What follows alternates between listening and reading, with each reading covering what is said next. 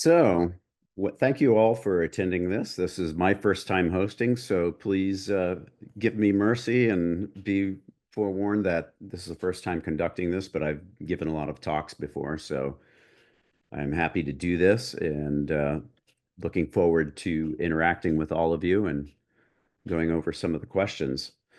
The first thing I'm going to start out with is some of our updates.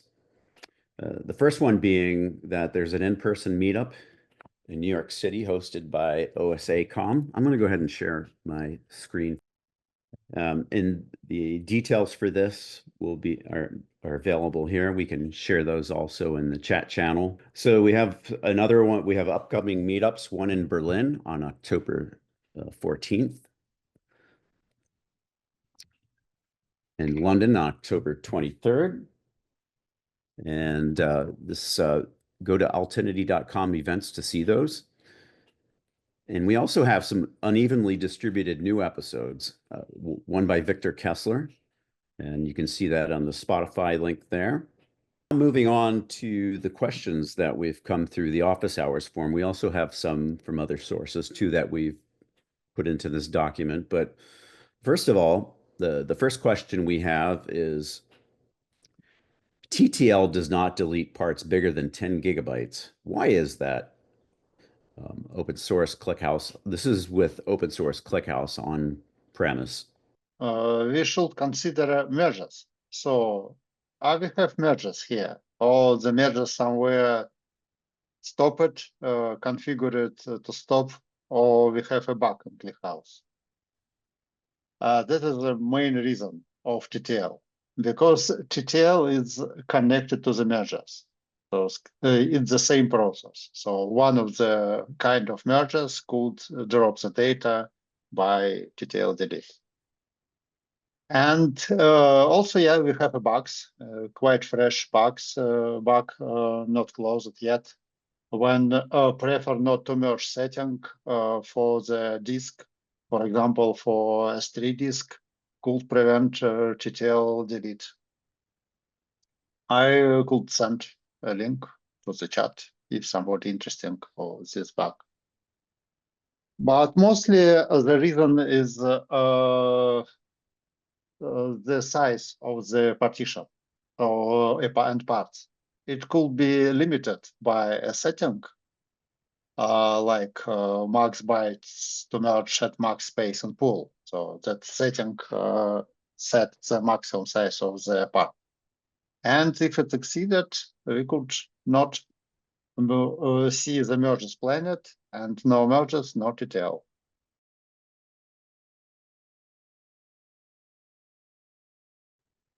Thank you very much. That is the setting, yeah. Amazing, thank you. So the next question we have here is, we run open source ClickHouse on-prem. How easy is it to configure hot cold storage where hot storage is local and cold storage is an Azure Blob? Are there any issues or risks we need to know about?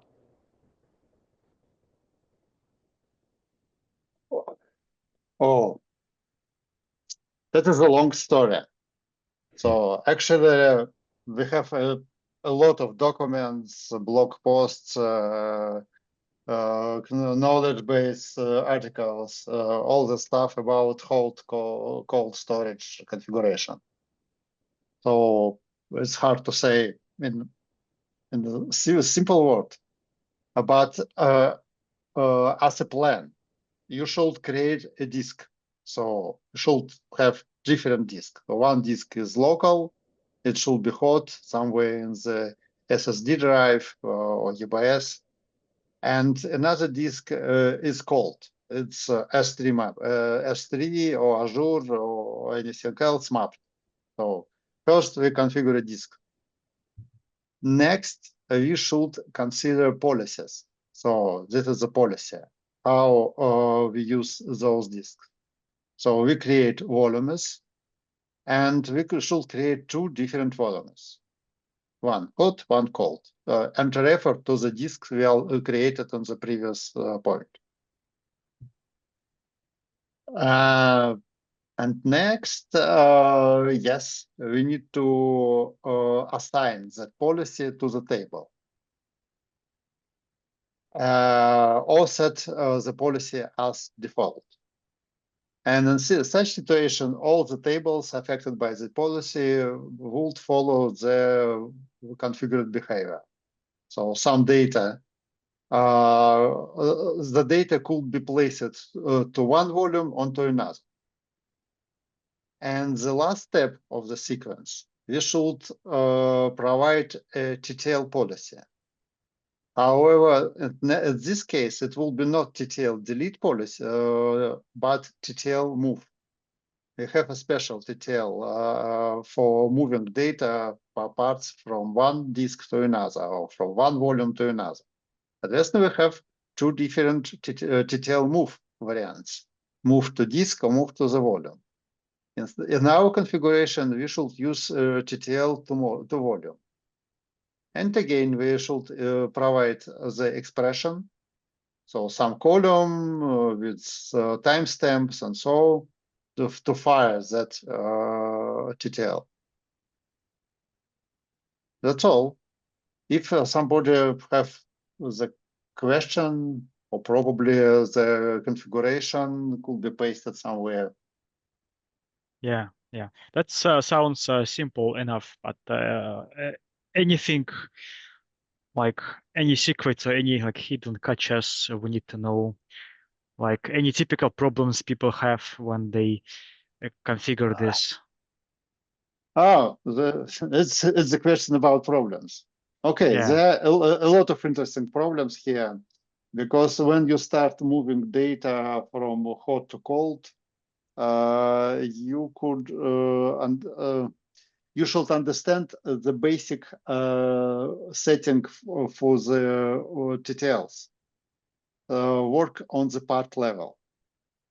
It's a pity that the setting switched off by default, and you should enable it manually. Probably everybody already knows that the settings TTL only drop parts. So we need to enable all the TTL operation work on the part level. So the whole part will be moved from one storage to another, drop it, and so on. If we don't enable that feature, we get a real merge. So the whole part will be rewritten. So it will be read and write again. While it's not so important for TTL moves, because anyway, you should read and write it. However, it will be better to set it anyway in all cases. And for S3-like storage, it's a good idea to disable merges at all, because the price of reading and writing on block storage counted towards the data transferred. So better not to use merges on S3 storage. That's why we need to merge, to finish all the merges before the data comes to the block storage. In normal situation, it's true. So you get the data in small parts, the part it merges, merged automatically somewhere in the hot storage. And after time, it moved to the cold storage. That is the ideal world. However, in not ideal world, you could get insert with timestamps in the past. And such insert with a single row certainly place it to the S3 and initiate merge, for example, or leave alone as a single part, slowing down all the queries. That is the one typical problem that could happen with cold setup. And more interesting scenarios from our experience. For example, you get out of disk space on the hot device. What ClickHouse should do on inserts?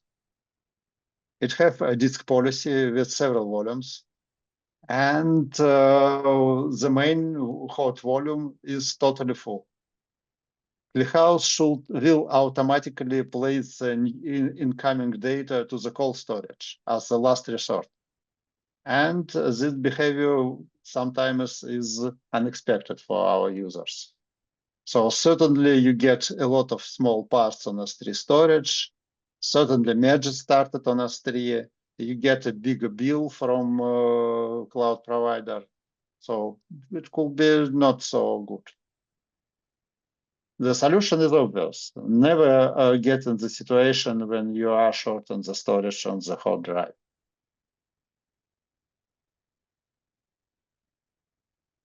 This is enough, or something different need to be explained for the hot cold? That was a great answer. I do see a follow-up question from Itava. Can we also cover TTL on system tables? For example, in our case, system open telemetry span log, which is a big one. And in their case, it eats up to 2.15 terabytes per machine,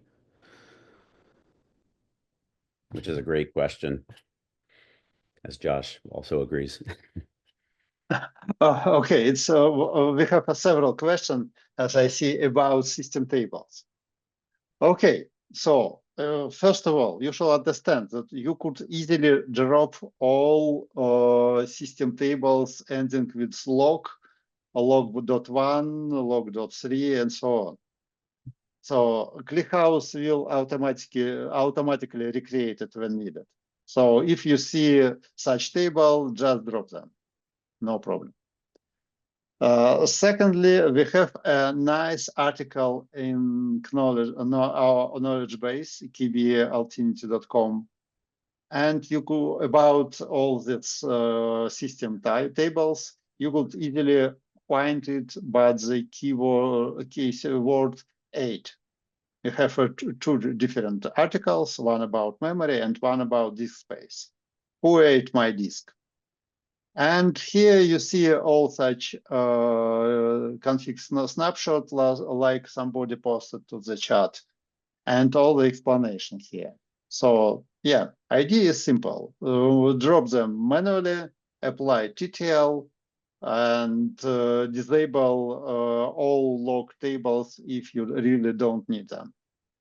So if you don't understand what is a log table for, just delete it. They don't need ClickHouse don't need to use them in normal work. All log tables for the humans.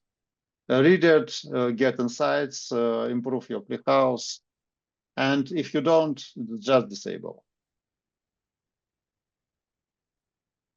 Thank you so much.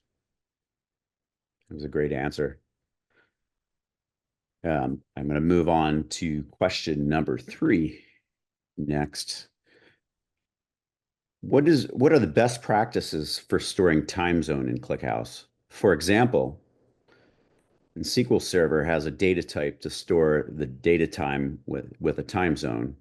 It could be used to create a column in the table, and it could be used for filtering and sorting in queries. I could not find an easy way to do this in ClickHouse.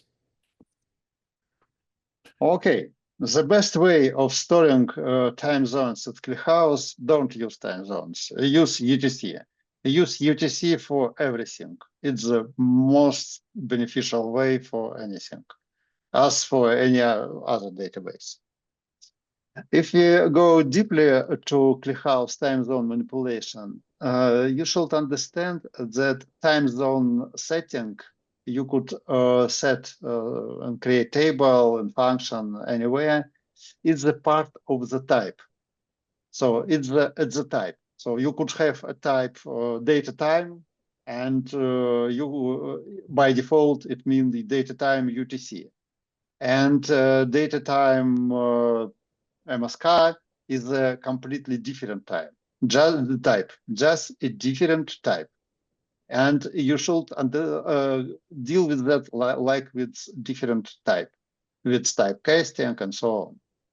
And the main problem here is the whole column will have such type. So you couldn't operate on the row level. It's a column. You could convert column to the different type, time zone. you could apply function with a different time zone to the whole column. And but you can't run a query to run over different rows and recalculate them somewhere. So it's not about the standard function, because it's all done for the efficiency. ClickHouse work with the vectors, with the columns. So the column is a single part of operation. That's why it's very hard to do all the loop operation and deal with rows. ClickHouse is a column database. That is the explanation. In a recent version, there were some movement. They invented some new setting that do something somewhere better the process. But actually, don't try to do that. It's a type. And if you need to calculate a different time zone, especially an application, do it like calculation. Just store some time shift in different column and add time interval as needed. So I'm going to do one more question before I go to look at, just allow people to talk. We'll see how time goes here. But the next question, TTL seems to be quite popular today. But the next question I have pertains to TTL, and it says how to use TTL on an existing large table without facing performance issues. How to use or how to change? What is the question? I suspect by the context here that's to change it, because once that there are going to be, it's going to be dealing with, conforming to that TTL. Yeah. First of all, I repeat the basic suggestion: TTL only draw parts. Yeah, it should be enabled. It's disabled by default, and it should be enabled in any situation for merge tree defaults. Because we don't want to slow down the server operation by TTL operation. Just store data a little more and drop the whole parts instead of rewriting parts just to remove a single row. That is the most beneficial way. If we're talking about modifying TTL, you should understand that modifying is a hard operation. So we need to rewrite some metadata, not for the table level, but for each part. So like some virtual column that have information about each row. So modifying TTL is a long and heavy operation. And better not to do such operation if possible. But if you really need to modify TTL settings, try to make it in 2 steps. The first step, modify metadata without materialization, and next, materialize only the needed partition. So maybe you don't need materialization at all. Maybe the new data will have a new TTL settings, old data will have old TTL settings, and all is fine. Or you could decide to materialize several partitions only. Or you decide to materialize a partition in a controlled way. So how for at night, at low time, low time. That is the basic idea. We have a knowledge base article, Modify TTL, about the topic, and all details are explained here. I will send no something wrong, sorry, this one. So this article explains the process in details, all the settings needed to configure ClickHouse to move operation on 2 different steps, and so on. So it's a basic article explaining all of that.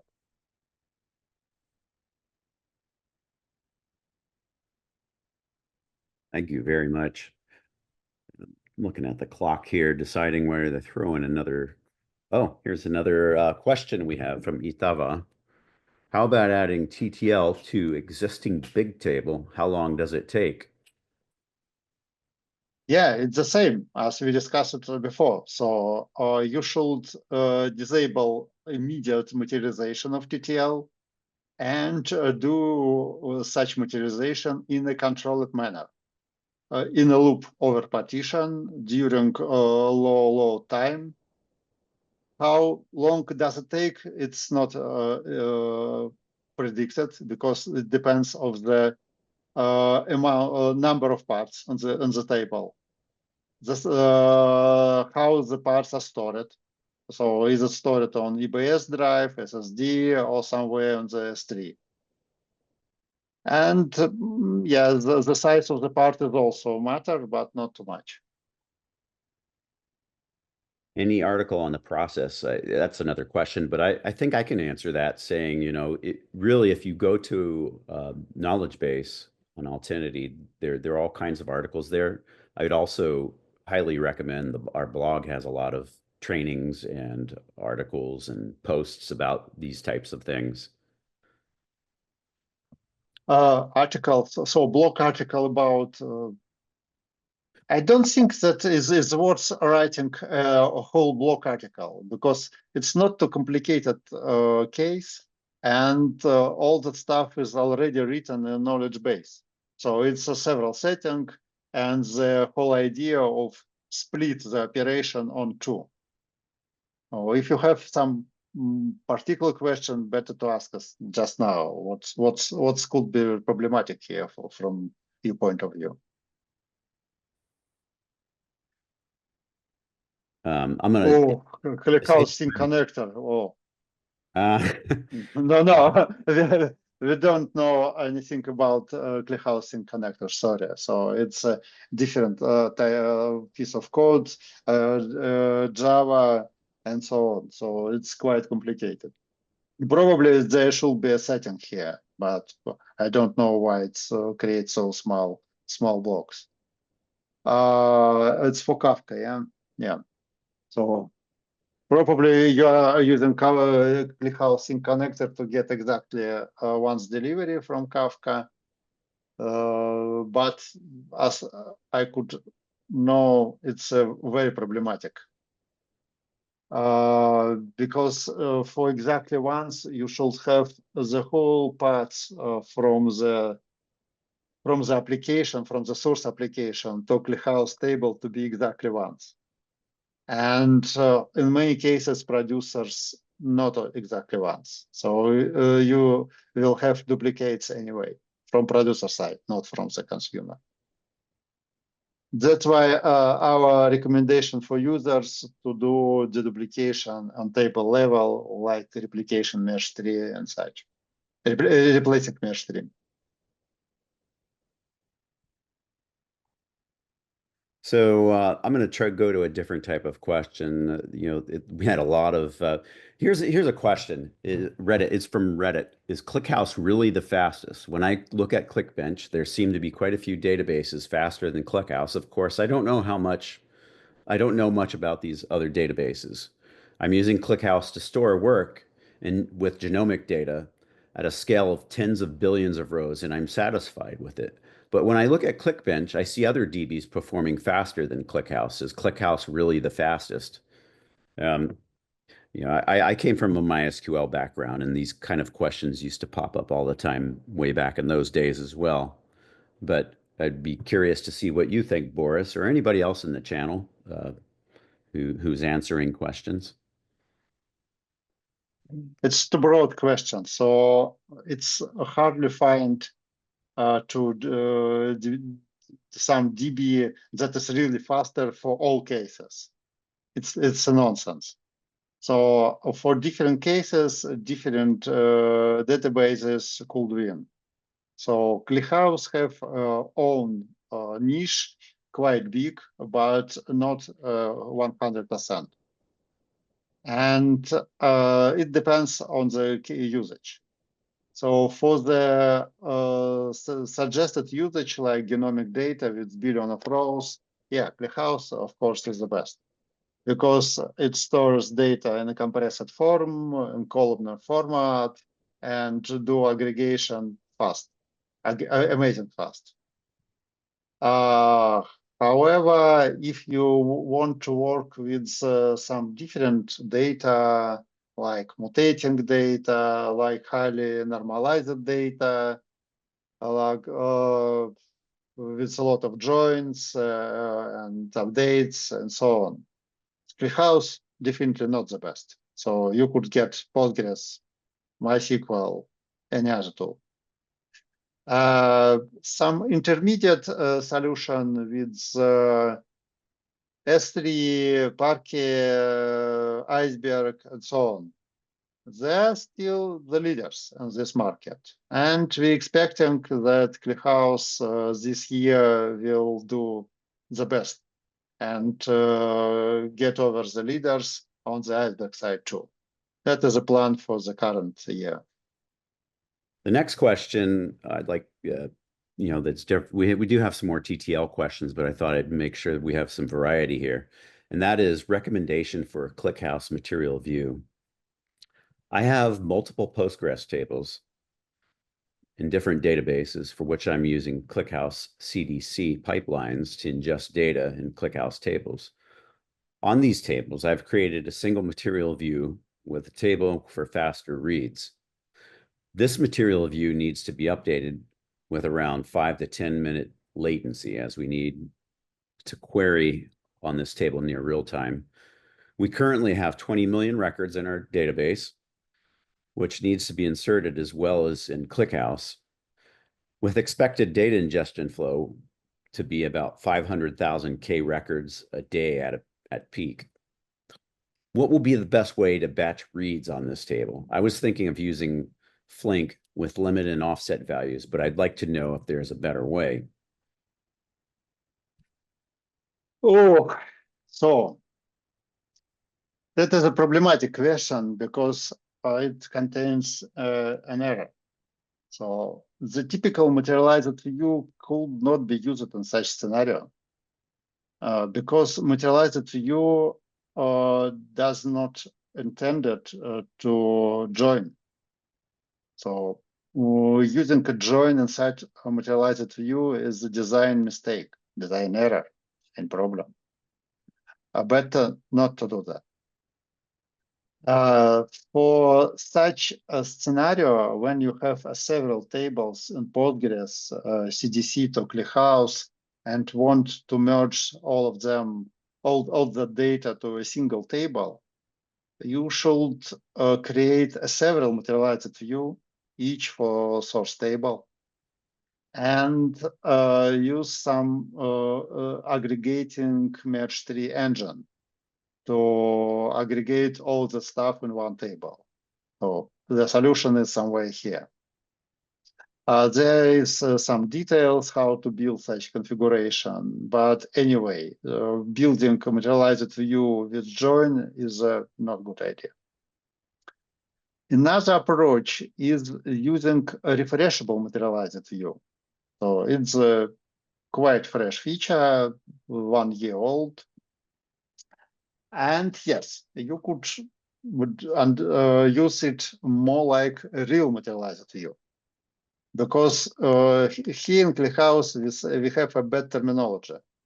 Materialized view, call it such way by some mistake, and really should be called like materialized trigger or insert trigger, some trigger. So materialized view is a trigger in ClickHouse. However, a refreshable materialized view is a real materialized view. It runs periodically, executes some select query, and plays data to some table.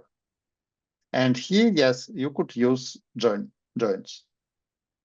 However, it will be problematic for the case explained, because you want to read updates, not the whole table from Postgres. You want to read only new data and merge only new data, add only new data to some table in a streaming manner. And on the refreshable materialized view, it will be a little bit tricky. So in many cases, you tie it to the old styled DBT approach when you have to rewrite the whole table. So materialized, refreshable materialized view will replace the whole table from the scratch. Not a good solution from performance point of view. However, as I see the question, there are not too much data. It's only 20 million records. Quite small amount of data for the ClickHouse, not billions, just 20 millions.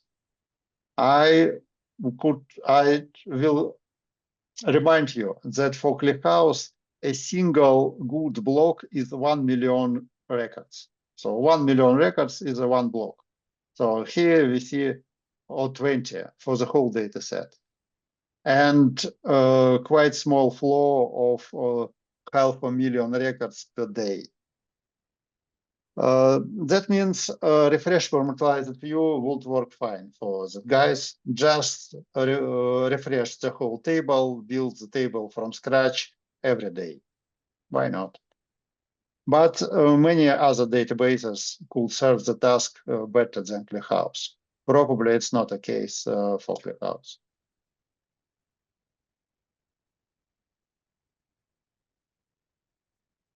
Thank you very much. I'll move on to the next question. This one is kind of interesting. It is, why is ClickHouse using 300% of CPU on a 4 virtual CPU server even when idle? I'm testing ClickHouse for my analytics software as a service, and I noticed something strange. Even when I'm not running queries, which I haven't even launched yet, ClickHouse constantly uses 300% of the CPU on a 4 CPU server. There are no queries running. The data volume is small, just test data. CPU never drops below 300%, around 300%. Using default config, merge tree table. Is this normal? Is this ClickHouse doing background merges, compactions all the time?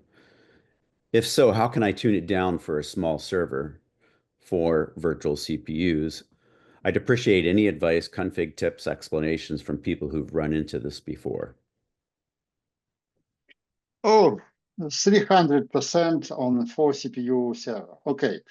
ClickHouse always try to get the full server load, full CPU load, but in this case, it's not succeeded. Only 300 from 400% could be used. Okay, yeah, that's fair. In general, by default, ClickHouse have a lot of log files enabled with different metrics. So ClickHouse grab all the metrics from the Linux, from the ClickHouse itself, and write them to the log tables. And yes, after writing, it starts compacting, merging, all that stuff. And for CPU server, it could be some considerable amount of usage. The recommendation is simple: disable log files. We already discussed the topic today about the disabling log files. And if you care about such processing, just disable all that stuff. And that is the typical recommendation. And yes, that is honorable for ClickHouse. Just add 50, 60, or 100 CPU and forget about such small problems.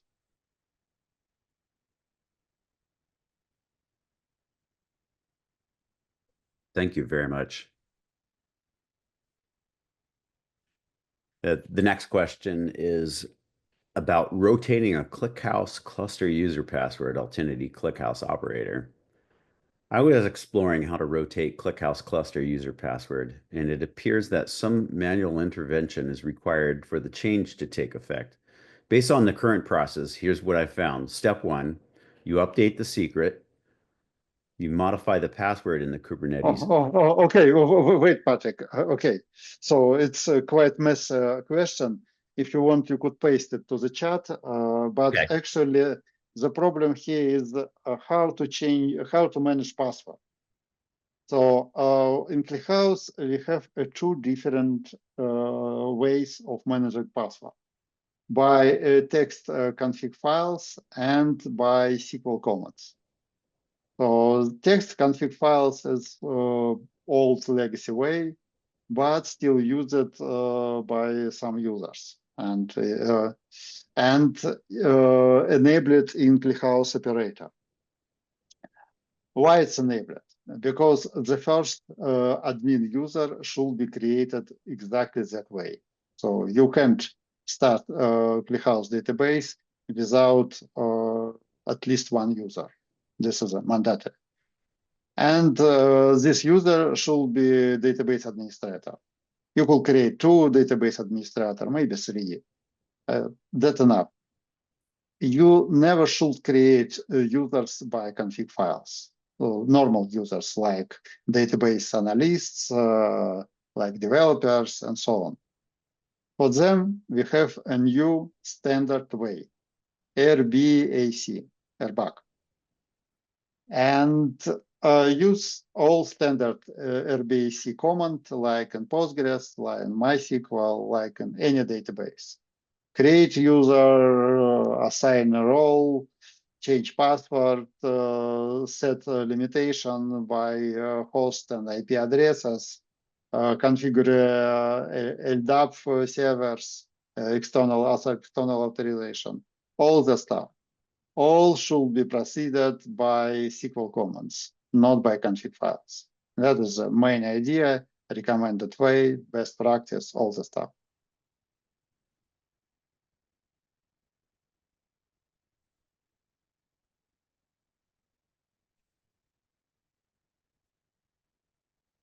As far as the process listed in Kubernetes, that's the process that I'm aware of. Is there anybody here who might, Maciej, for instance, have anything else to say with respect to that, with the Kubernetes aspect of this?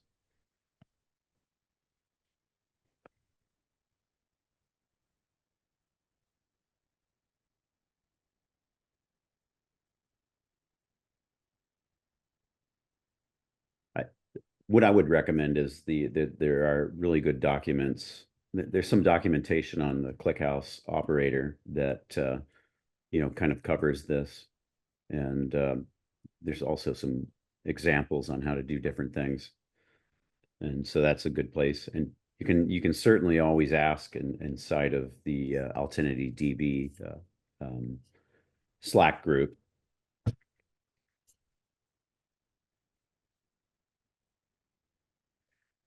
Adrian says, about changing the operator password.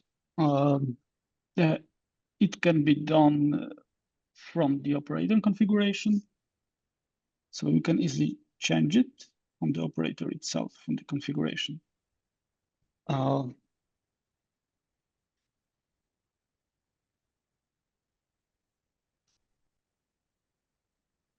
see what you're saying. You use a YAML file and a Python script for provision users and secrets read from Kubernetes variables.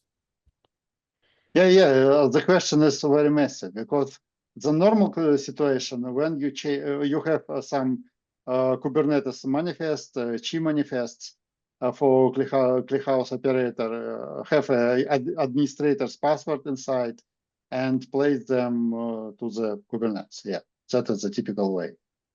And use that only for several users, and all other users use SQL commands.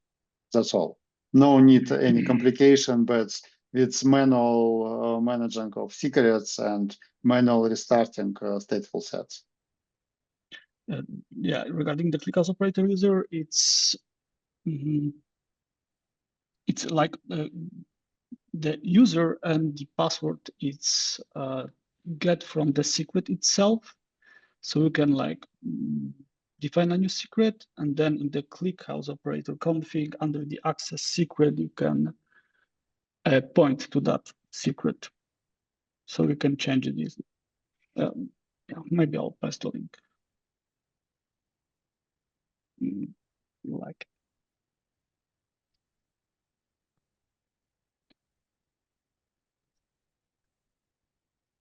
Thank you very much. That's, you know, it is a pretty involved thing to do. You know, that's one of those things where when I was first using the operator that I had to really kind of learn the hard way, even knowing the exact steps, you really got to kind of watch what you're doing and, you know, kind of document what you've done. And if it fails, you write down what failed and go back, make sure that yeah, the operator deployments are quite secure since you cannot like access with those user outside the Kubernetes cluster. So it's secured.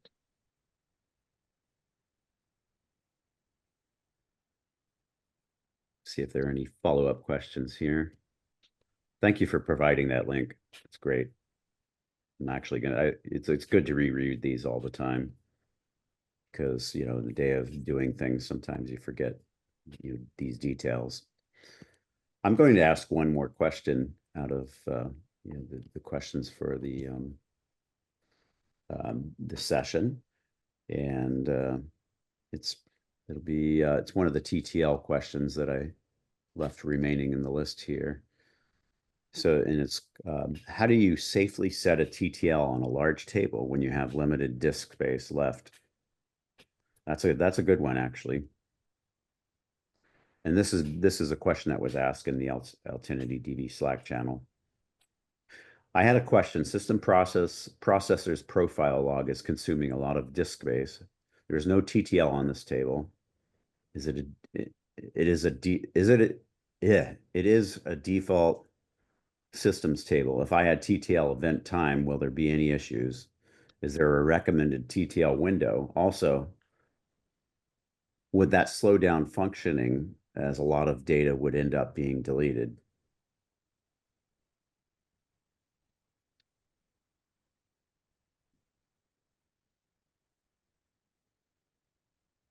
Oh, if we're talking about this particular case with processor's profile log, Yes. I would recommend to define the TTL rules as we discussed it before by modifying configuration file and drop or truncate the whole table. So probably the user don't need all that information with several terabytes of profile logs.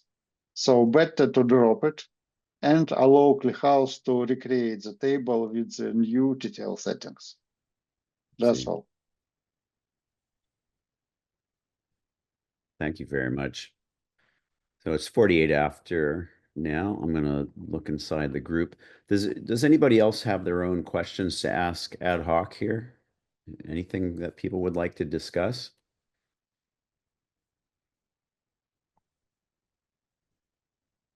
Feel free to either chat or chime in vocally.